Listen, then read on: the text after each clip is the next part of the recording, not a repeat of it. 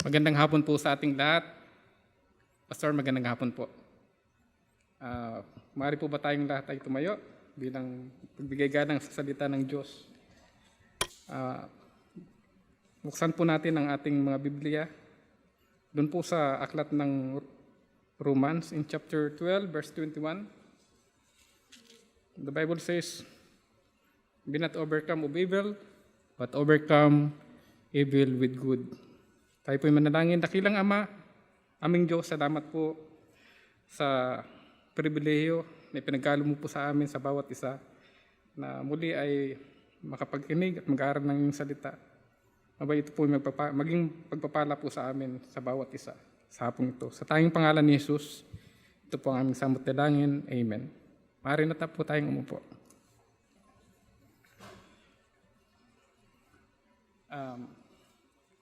Ang mensahe po na nais ko pong i-share sa hapong ito is entitled Developing Godly Habits. At nais ko pong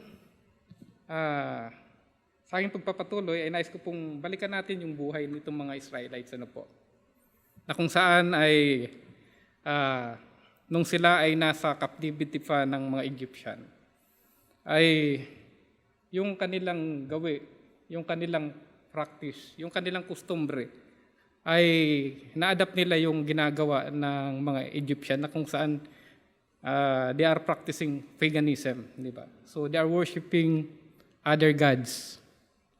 Kaya naman po, sa tagal ng panahon ng kanilang captivity, yung ganitong klaseng worship, yung pagiging pagan, ay ginagawa nila ito repeatedly. Kaya ang hirap na po itong tanggalin sa kanila, sapagkat ito ay naging practice po nila. Kaya naman po, doon po sa Book of Jeremiah, in chapter 22, verse 1, ito po yung binanggit ng ating Panginoon through Jeremiah. "I speak unto thee in thy prosperity, but thou saidst, I will not hear. This hath been thy manner from thy youth, that thou obeyest not my voice."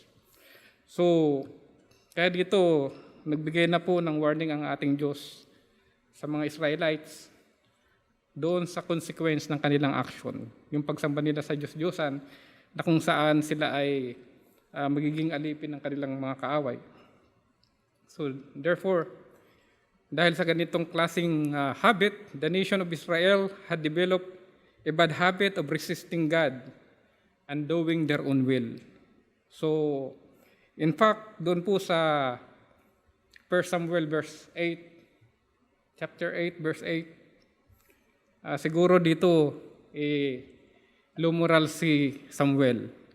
Sapagkat sa pagkakataong ito ay humihiling po itong mga Israelites na magkaroon sila ng sariling hari. Lumoral si Samuel sapagkat siya ang tumatayong leader, siya ang nilagay ng Diyos para i-guide yung mga Israelites. At dito din sa pagkakataong ito, Diyos po ang nangungulo sa kanila through Samuel. At anong sabi ng Diyos kay Samuel? To comfort Samuel, "According to all thy works, which they had done, since the day that I brought them up out of Egypt, even unto this day, wherewith they have forsaken me, and served other God, so do they also unto thee." So, God was saying to Samuel that the Israelite people had a bad habit. They are doing wrong against God. So, ito yung manner or habits. So, ito yung custom or habitual practice na kung saan ay ginagawa nila ng paulit-ulit. Ito yung habit naman ang ibig sabihin in Merriam-Webster and other sources. Ito ay isang behavior or acquired by frequent repetition or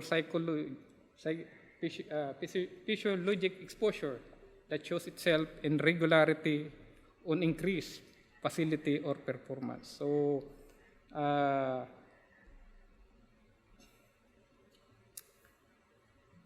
habit, ito man ay mabuti o masama, ito ay nadidevelop sa pamagitan ng repetition, di po ba? At ito ay nagiging natural action natin o nagiging reflex action na hindi na kailangan ng pag-guide sa'yo. Ito na ay naging kagawian mo na eh. But the problem is, yung habit natin kasi mayroon itong tinatawag na consequences. Na kung saan, kapag tayo ay nagtanim ng maling aksyon o masamang aksyon, bad action produce bad habit. Our bad habit develop ungodly character. Ungodly character bring us to destiny of misery. So, kaya dapat nating i-develop po na magkaroon po tayo ng godly habit. Ito ay quotation coming from Frank Outlaw na dapat ito yung bantayan natin. Bantayan natin yung ating pag-iisip. What you're taught, they become words. Bantayan din natin yung ating mga pananalita, they become actions. Pag binantayan natin yung action natin, ito sapagkat ito ay nagiging habits. Watch your habits, they become character, and watch your character, it becomes your destiny. So, that is why God commanded parents to train up a child in the way he should go. So, if you make a child do what he is supposed to do under authority, soon enough, he will develop a good habit. Another is the reason why we do not overcome bad habits is because we do not set godly habits into action. Yun ang katotohanan dyan eh. Good thing is stronger than evil. God is stronger than the devil. Light is stronger than darkness. When we turn the switch on, the light will overcome darkness every time. I do not care how dark it is. Darkness will overcome light because light is the stronger force. God within us is stronger than anything. So, tayo ay ilaw po ng mundo. Ano po? Pag palagi yan naka-switch off, talagang yung bad habits ay patuloy na mananatili sa atin. Remember, yung buhay ng mga Israelites, sila din po ay iniligtas ng Diyos. Nag-provide ang Diyos ng kaligtasan sa kanila sa pamamagitan ng pagkaalipin ng mga Egyptian. Also, God sa atin naman ay prinobide din ng Diyos yung kaligtasan sa pamamagitan ng ating Panginoong Hesukristo. The same with Israel. Most of the time, may mga bad habits din tayo na andito pa sa atin at hindi pa natin ito natatanggal. Kaya napakahalaga po na ma-develop po natin yung mga tamang gawi, tamang ugali, na kung saan ito ay magdadala po sa atin sa maayos na pamumuhay. So, godly habits that needs to be developed and nurtured. Ito po ay gumawa ko ng diagram sapagkat ako po ay tayo po ay palaging tinuturuan po ng ating pastor about our core values. Lahat po ng institution or any organization, mayroon silang core values. Mayroon silang mission statement, mayroon silang vision statement, then core values. Ang ating pastor tuwing mayroon tayong cheerful giving conference, palagi niyang binabanggit yung tatlong attitudes na ito. Itong humility, obedience, and generosity. Sapagkat ito yung character ng ating Panginoong Hesus. So kung tayo po ay tunay na ligtas, tayo dapat palagi ay nag-i-strive to be Christ-like. Alam niyo po, itong humility, obedience, at generosity, ito po yung signature ng MBBA. Di po ba? Saan ka man mapunta, ako nasubukan kong umatin ng other church eh. At nung binanggit ko na ako ay galing ng MBBA, ay okay. Sa inyo, yung mga member nyo talagang very obedient at masunurin sa inyong pastor. So sabi ko naman, wala pa kaming experience na kami ay nagkaroon ng split or division. At Yung church nyo ay lumalago sapagkat kayo ay generous. So yun ang signature na meron tayo. Yun ang ating tatak bilang isang MBBE. Na dapat dito tayo mag-strive. Na ito dapat ang ating i-adapt na karakter natin bilang mga anak ng Diyos. Bakit natin ito nais na maging values ng isang MBBE? Sapagkat ito po ang karakter ng ating Panginoong Hesus.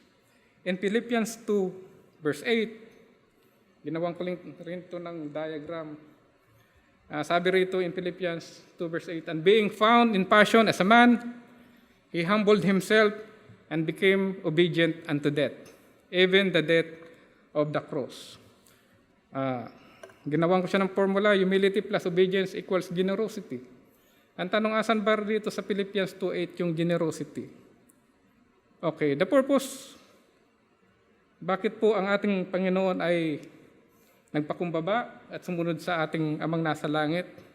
Sapagkat nais ng Diyos na tayo ay magkaroon ng salvation dahil mahal niya tayo. He offered Himself for the remission and forgiveness of sins and give us eternal life. Ito po yung product ng kanyang humility and obedience, yung generosity. At dahil dito, in Philippians 2:9, God exalted Christ. Itinaas siya ng ating Amang nasa langit. If we were going to practice this kind of character, kung tayo po ay palaging gagawa ng ganitong, kung tayo lamang ay i-develop natin yung ating ganitong klaseng values, sooner God will bless, tayo pagpapalain ng ating Panginoon, ng ating Diyos na nasa langit. At ito po yung sekreto bakit po ang ating pastor ay patuloy siyang pinagpapala ng ating Panginoon. At halos lahat ng mga members ng church na ito, kapag ginagawa nila itong mga bagay na ito, sila po ay pinagpapala din po ng ating Diyos. So, the same kung ano nangyari sa ating Panginoong Hesus. Then, ang tanong pa, ito na, punta na po tayo. Paano ba natin ma-develop yung pagiging godly? Yung godly habits na yan. Paano natin magagawa na yung tatak natin bilang MBBE ay mapasa atin, itong humility, itong obedience, saka yung pagiging cheerful giver or yung pagiging generous, So, number 1, we should consider evil as evil. In Romans 7 verse 13, was then that which is good made death unto me? God forbid. But sin, that it might appear sin, working death in me by that which is good, that sin by the commandment might become exceeding sinful. Pag mali, di po ba? Dapat ganun alam naman natin kung ano yung good habit saka bad habit. Kapag yung action natin ay hindi nagbibigay ng honor sa ating Panginoon, therefore, ito ay evil. Di ba? Kapag yung ating ginagawang aksyon ay nakakasira ng ating katawan, ito ay masama. So lahat po ng bagay na hindi sang-ayon sa ating Panginoon at hindi sang-ayon dito sa Bible, those things are evil. So, just like David when he got right with God nung siya ay nagkasala, immediately siya ay humingi ng tawad sa ating Panginoon. Hindi na siya nagtuturo pa kung sino ang may dahilan bakit siya nagkasala. We must take responsibility for our action and be willing to admit that we have erred, not passing and putting the blame on somebody else. So, alam naman lahat ng Panginoon, wala tayong matatago sa Panginoon hindi po ba? Kapag tayo nagkasala. At dahil dito, wala tayong dahilan para hindi kaagad na tumanggap ng pagkakamali. Hindi po ba? Siguro maaaring makapagtago tayo sa asawa natin, pero sa Panginoon hindi, di ba? May mga kasalanan tayo na pwedeng i-hide, pero sa Panginoon wala tayong pwedeng itago. Okay? So, number 2, avoid comparing ourselves to other who have bad habits. For we dare not make ourselves for the number or compare ourselves with some that commend themselves, but the measuring themselves by themselves and comparing themselves among themselves are not wise. Alam niyo po, kapag tayo po ay nakakagawa ng mga maling gawi, at kapag kinokorek tayo na ating pastor, tayo minsan kumikilos yung ating isipan bakit naman si David, di ba? O si David nga, nangalon niya, pinapatay niya pa yung kanyang asawa, di ba? Hindi lang siya nag-commit ng adultery, at the same time, naging murderer din siya. So talagang matindi yung kasalanan niya. So minsan tayo, para lang ma-justify yung mga maling action natin, gumagamit tayo ng mga verses sa Bible to make excuses. Para gumawa ng mga excuses, di ba? So, hindi po dapat ganun. Hindi natin ma-overcome yung ating bad habit kung ganun yung ating mga action na ginagawa. Ganun yung ating pamaraan para i-handle yung mga problema. So, wag nating ikukumpara yung sarili natin sa iba. Kapag mayroon tayong bad habit, dapat matuto tayong maging humble. Sabi ko nga, we must have to develop humility before God. So, at the same time, be obedient doon sa kanyang mga commandments. So, number 3, we should, para ma-develop natin yung ating godly habits, we should look for a good substitute to your bad habit. Okay? Kung tayo ay nasanay na makipag-chismisan sa labas, dapat para mawala yung ganong klaseng masamang habit, dapat mayroong substitute po doon. For example, nasanay ka ng lumabas sa kapitbahay mo kasi wala kang trabaho, wag mo iwasan yung kapitbahay mo. Instead na pinag-uusapan nyo yung buhay ng mga kapitbahay nyo, pag-uusapan nyo si Kristo. So be a soul winner. Para yung maling habit mapalitan ng good habit. So, alam ko, maikli lang yung time ko kasi yung anak ko, supposed to be, dapat nag-conclusion na lang ako kasi nag-preach na siya. Biro lang. Ako ay na-bless doon sa kanyang, yung kanyang testimony. Okay, so, number 4, to develop godly habit and to overcome bad habit, do not focus on the evil that you want to overcome. But instead, you focus yourself doon sa pagde-develop ng godly habits. Mahirap umiwas kung ang ating focus ay doon sa evil. So dapat palitan natin ito ng mga bagay na kung saan ito ay magko-convert sa atin para doon sa godly habits. For example, ako, galing ako sa mahirap na family. Nakaranas ako ng extreme poverty. Nung nagkaroon ako ng kakayahan na buhayin yung sarili ko, ang natural na tendency sa akin ay yung mga resources na meron ako gamitin para sa aking sarili. Supposed to be, ang ginagamit kong sasakyan ngayon, hindi ako gumagamit dapat ng mga low-end na sasakyan. Kasi dapat i-level ko yung aking sarili sa aking ranggo. Kasi yung mga ibang mga pulis na sarhento lang ang ginagamit na nila ay mga Fortuner. Ako gumagamit ako ng lumang 2004 na Sedona, Carnival. Kaya yung aking sasakyan na Ertiga. So sabi ng anak ko, pa, hindi na bagay sa'yo yan. But alam niyo po, ang priority ko may balik ko yung biyaya na ibinigay sa akin ng Panginoon eh.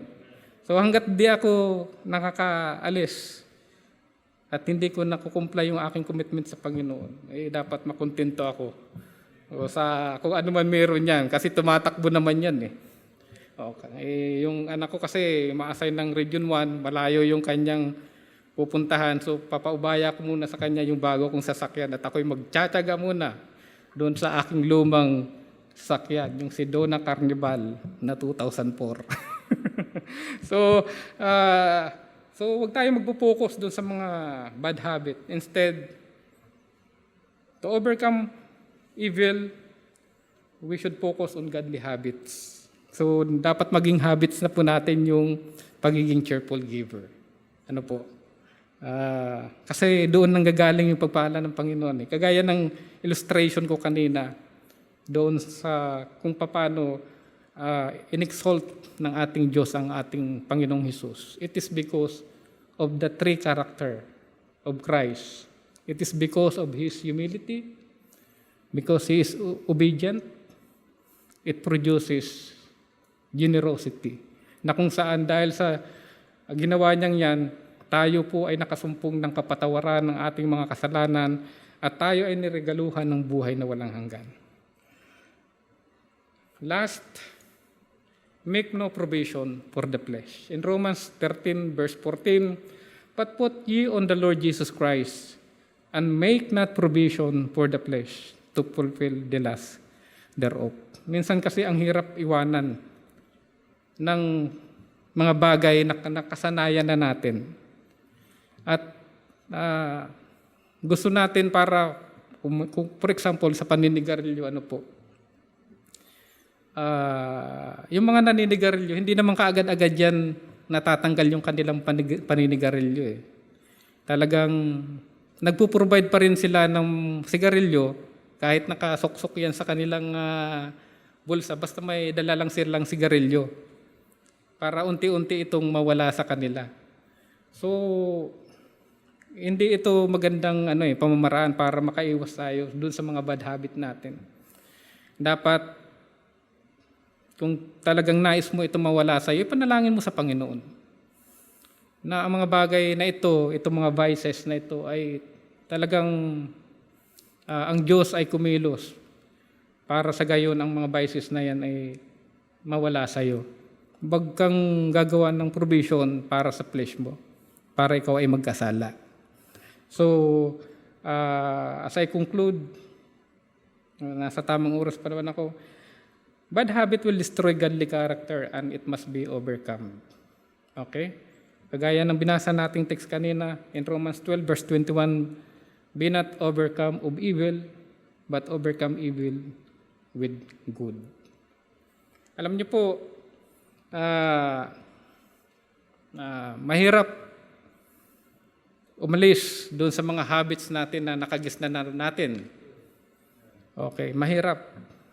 But kung patuloy natin itong ginagawa, patuloy po tayong nananalangin sa Panginoon, patuloy tayong nagbabasa ng ating Bible, patuloy tayong umattend ng church, yung mga bad habit na yan ay mapagtatagumpayan din po natin. At kung titingnan lamang natin yung biyaya ng Diyos sa pamamagitan ng ating Panginoon, na kung saan ay hindi bad habit yung kanyang isinacrifice eh. Ang isinakripisyo niya mismo yung buhay pa niya para tayo ay maging mayaman, di po ba?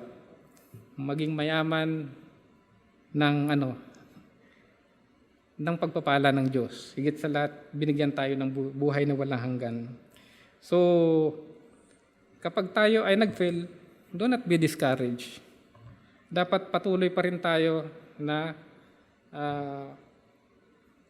kumikilos para ang mga bagay na ito ay mapagtagumpayan natin. At number 3, never give in. In Galatians 6:9, and let us not be weary in well-doing, for in due season we shall reap. We shall reap if we faint not.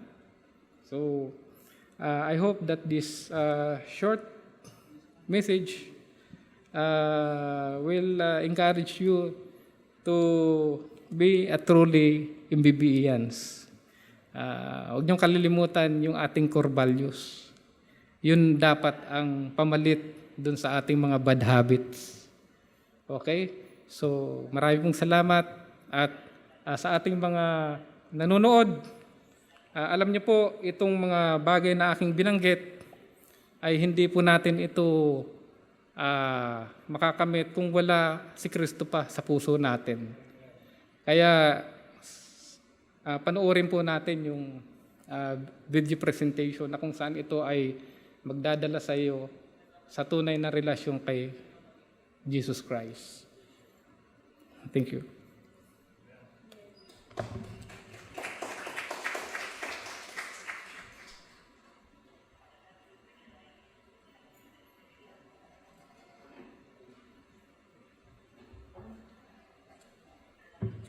Maraming salamat po, Preacher Arnel. Gaya po na nasabi ni Preacher Arnel sa dulo ng kanyang panalita, kung kayo po ay nanonood, bisita po kayo nanonood sa ating service sa gabing ito. Napakaganda po nung sinabi ng ating preacher sa gabing ito. If you will ask me what I have learned from this message, God exalted Christ. In that way, the Lord Jesus Christ offered himself for the remission and forgiveness of our sins. And also, the Lord Jesus Christ gave us the gift of eternal life because of his death on the cross of Calvary. At sana po sa ating mga kaibigan na nanonood, ay makita niyo po itong katotohanan nito sa buhay natin. You might have religion, you might have good works, but if you don't have the Lord Jesus Christ in your heart, you don't have the hope of heaven and eternal life. Kung kayo po ay nakinig at gustong anyayahan ng Panginoon sa puso ninyo, kayo po ay manalangin at tingnan po natin itong video ito upang sa ganoon ay magpakilala po kayo. Ilagay niyo po ang inyong pangalan, fill up the form, at kami po ay malugod na may ipag-communicate sa inyong lahat. Thank you.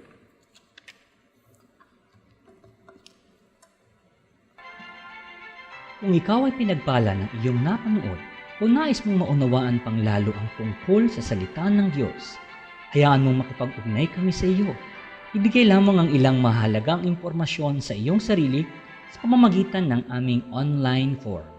I-type ang go.mbbe.org/accept sa inyong internet browser at punan ang mga impormasyon ukol sa iyong sarili. Maaari ka ring magtungo sa mbbe.org para sa iba pang impormasyon tungkol sa aming mga gawain at pagsamba. Kagalakan namin na ikaw ay makilala bilang isang bagong kaibigan at kapamilya kay Kristo, ang iyong sariling Panginoon at tagapagligtas.